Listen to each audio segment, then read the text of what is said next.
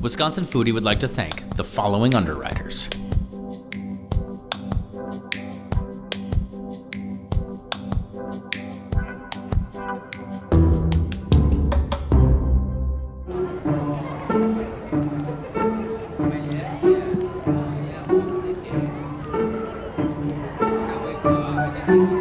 One of the things that I love about farmers markets, it's like being a kid in a candy store. As a chef, I have to walk into these places with a super clear mindset. This is the dish that I want to create, and these are the ingredients that I want to pick up. The problem for me, because I have a very short attention span, is that I want to buy all the ingredients and make all the dishes at once. So I'm doing my best to keep my focus here as we're walking around the Eau Claire Farmers Market. Can I pick up one of the bunches of onions? Oh man, these are beautiful. Yeah. Ooh, yeah. Obviously, I love a farmer's market. And the Eau Claire market is absolutely poppin' with the vegetables of late spring, early summer. You've got the smells of the food vendors, you've got the sounds of musicians, and of course, the beautiful people of Wisconsin. But today, I came to the Eau Claire Farmers Market to meet one specific vendor. The person you know as Inga from Around the Farm Table, but the person I know as the cheesemaker from Saint Isidore's Meat. Let's go meet her. Hey, Inga. Luke, it's so nice to finally see you in person. I know, right? I feel like it's been years. It kind of has. I'm floored. This Eau Claire market is gorgeous. Isn't it fantastic? It's the diversity here and everything is just so exciting. And you've got it set up really well, like the musicians, the farmers, the food vendors. It feels so comfortable and a place you just want to spend an entire morning. But the reason actually that I'm here today is I want to go a little bit behind the scenes. Saint Isidore's Dairy, it's been a minute since we've kind of crossed paths. Yes. Probably about 7 or 8 years. Yeah. Well, you were the first restaurant that actually purchased our cheese. And it gave me such a huge confidence boost knowing that someone of your caliber was interested in our Farmstead cheese. I'm actually super excited to see where the cheese has progressed in the last 7 or 8 years. Do you think you'd let us take a look behind the curtain? I would love to have you out to the farm. I want to introduce you to the cows so you can see the pasture where we make cheese and just have a lovely afternoon. That's awesome because I bought all these sweet vegetables, so I've got dinner covered. So I'll see you in a little bit. Absolutely. Right, thanks, Inga.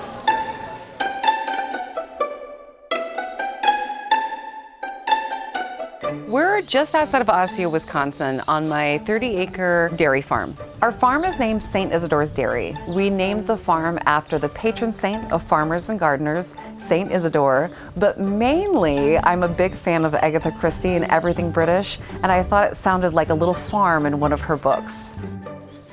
What I do here is I graze my cows, I milk them here, and I make cheese. So I make a farmstead cheese, which means that we do everything here on the farm, from grazing cows, milking cows, and actually making the cheese right here.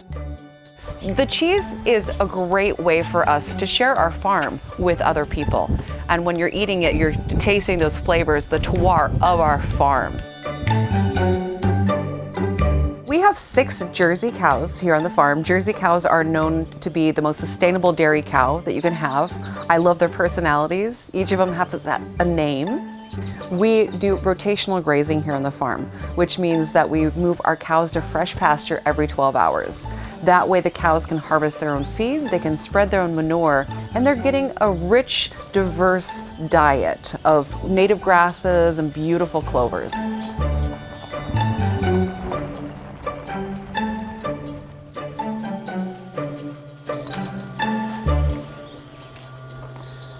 Hey, Inga. Hey, I'm so glad you made it to the farm. I'm so excited about cows with you. Me too. So this is Toby. Hi, Toby. Good morning. And so what you're gonna do is you're gonna start with, I have clean towels over here. Grab 2 towels, get 1 wet into our wash bucket there. Okay. So now you're gonna come down here and you're gonna wash with the wet rag, you're gonna wash her teats. Okay. Oh, hi, sister. How are you? Okay. And then the next process is, we call it stripping the cow. Okay. So what we're doing is we just come down here, it's like hand milking, like a little bit. Yep. What you do is you just kind of have a finger and a thumb, Yeah. and you can just strip her out. So, and when we do that process, it's always kind of funny, like it's hard for a lot of people. Oh, a little bit. Sorry, sister. Oh, yeah.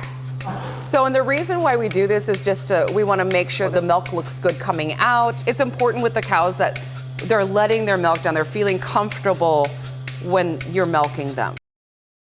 We milk in a bucket milking system, so this is very state-of-the-art for like 1950. Yeah. We want to keep the integrity of our milk from the cow into the cheese vat. So if we had a traditional pipeline, that milk's being pumped constantly. And if the pipeline's cold, the fats in the milk will actually stick to that stainless steel. So we're losing fat on the way to the cheese vat. So like the jerseys, going back to like the milk or the butter fat count in the milk, that's why you want jerseys when you're in a cheese making operation like you are, correct? They're great for butterfat. They're also the most sustainable breed of cows for milk cows. They're smaller animals. Sure. They use less water. Yep. They're better on grass, eat less food, produce less manure. So they're actually the most sustainable dairy cow you can have on your farm. And now you can dump this bucket. Okay. And then we can just go into the milk house. Okay. Oh, that's not bad. Okay. So right after we milk those cows, we want to get that milk chilled down. Sure. And I'm gonna pop this thing off. Oh, You can just set that aside. that's about as fresh as it gets, right? Yeah. All right, and just in? Yep. And we have a filter in there. Oh man, that is so, it's yellow. All that beta carotene in there. It's really gorgeous. It's neat to see the milk change season to season. I bet. And that's kind of one of the high points of having a farmstead dairy like this. I mean, you really get intimate with that product. Right. A lot of our cheeses in Wisconsin are made with milk from several different farms. Yeah. So there's a commingling happening where when it's one farm, we can see those differences right away. Sure. This is real work.